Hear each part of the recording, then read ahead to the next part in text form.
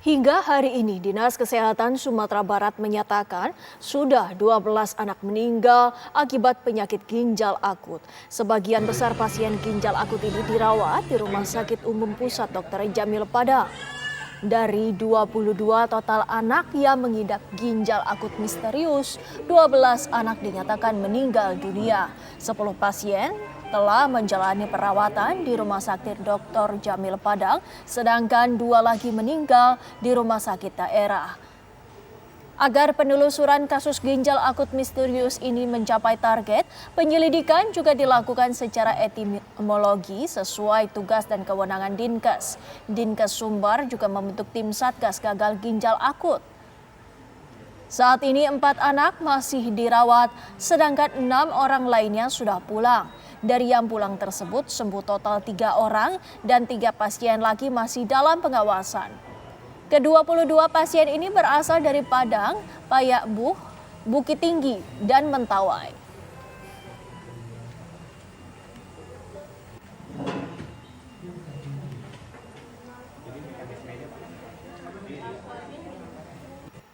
Sementara itu, 24 anak usia balita di Jawa Timur terkena penyakit gagal ginjal akut.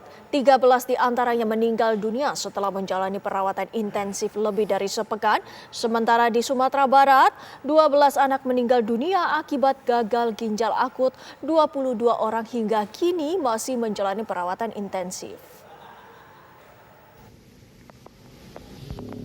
24 anak usia balita kini telah menjalani perawatan hemodialisa atau cuci darah usai mereka dinyatakan terkena gagal ginjal akut di Jawa Timur.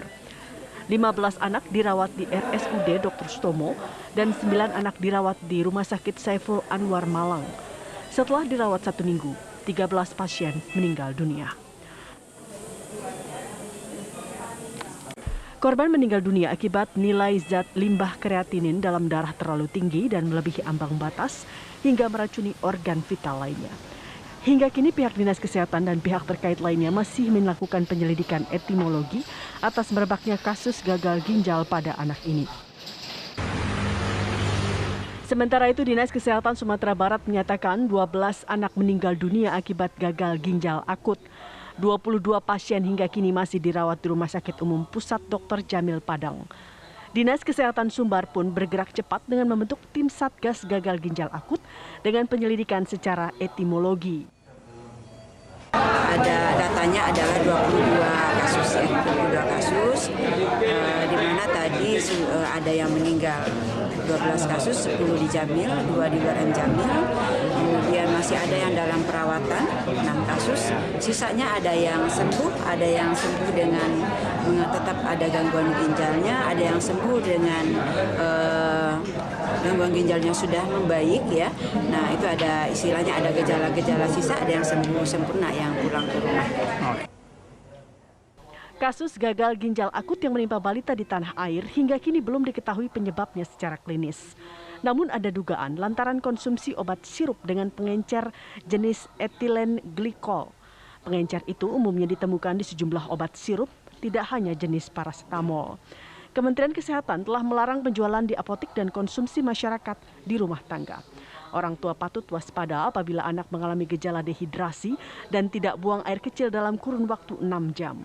Sebaiknya segera mendatangi IGD terdekat untuk pemeriksaan lebih lanjut. Dari Surabaya, Jawa Timur, dan Padang, Sumatera Barat, tim TV One mengabarkan.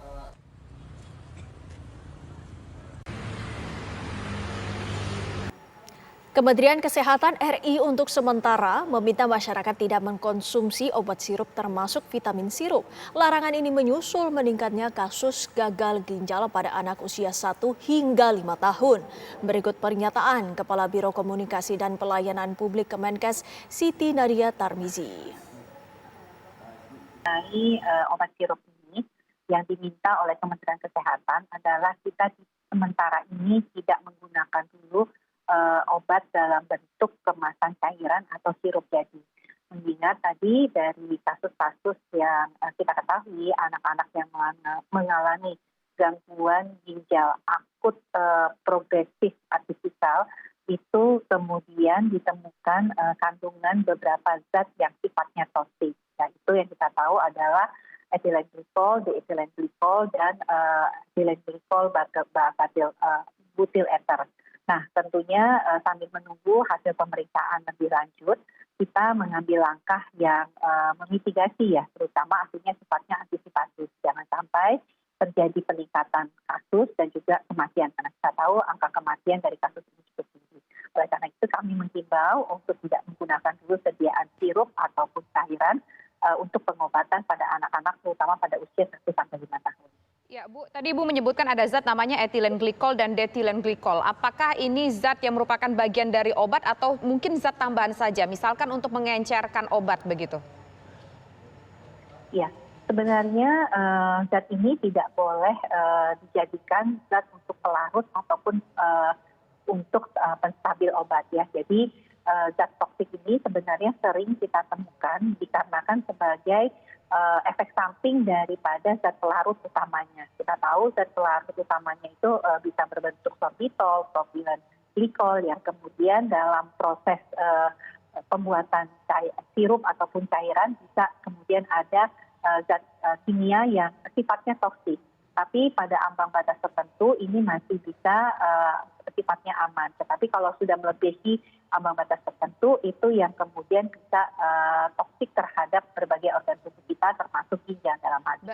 Nah tentunya ketiga jenis zat ini tidak digunakan sebagai pelarut, tetapi bisa berada di dalam cairan atau sirup sebagai cair cemaran ataupun efek samping dari penggunaan pelarut utamanya. Langkah dari Kemenkes singkat saja Bu, apakah ini bentuk larangannya akan di stop semuanya peredarannya, baik itu di retail, di apotek, di rumah sakit atau bagaimana Bu? Ya, untuk melakukan penarikan peredaran obat ini tentunya kewenangan dari Badan POM ya. Kementerian Kesehatan adalah bertugas untuk menjaga jangan sampai terjadi penambahan kasus bahkan kemudian penambahan kasus kematian pada anak-anak kita.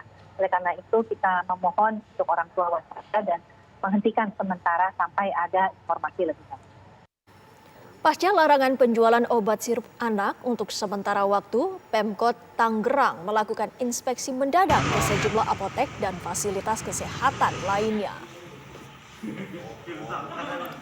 Dinas Kesehatan Kota Tangerang melalui Puskesmas Periuk Jaya melakukan inspeksi mendadak di sejumlah apotek serta fasilitas kesehatan lainnya guna memastikan tidak ada lagi obat sirup anak yang diperjualbelikan.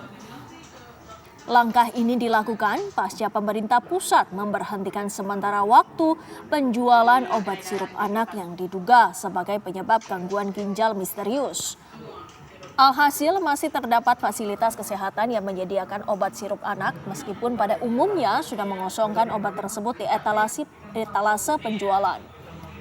Jika didapati apotek maupun vaskes yang masih menyediakan obat sirup, pihaknya akan melayangkan surat peringatan.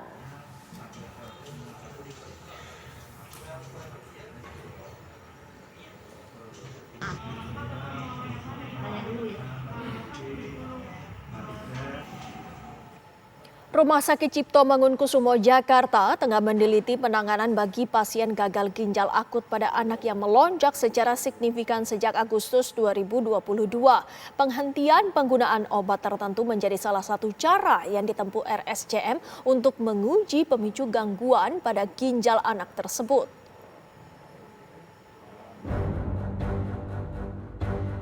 Fenomena kasus gagal ginjal akut yang dialami anak-anak kian meresahkan orang tua di Indonesia. Dari data Kemenkes tercatat lebih dari 50% pasien gagal ginjal akut pada anak di Indonesia dirujuk ke Rumah Sakit Cipto Mangunkusumo Jakarta. RSCM mencatat telah menerima pasien gagal ginjal akut pada anak sejak bulan Januari 2022. Peningkatan jumlah pasien ini kian bertambah secara signifikan sejak Agustus 2022. Rata-rata pasien berusia 8 bulan hingga 8 tahun. Saat ini RSCM telah mendalami penelitian bagaimana penanganan terhadap pasien gagal ginjal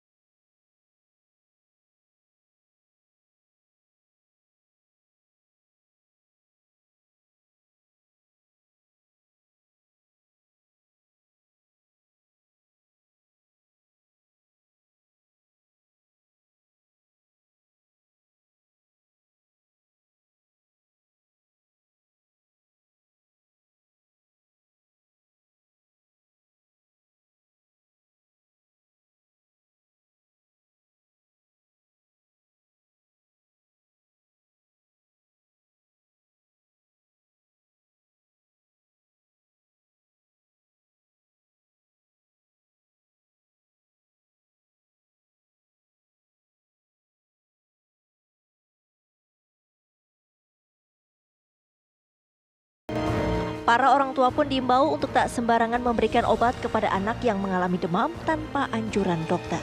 Dari Jakarta, tim TV One mengabarkan.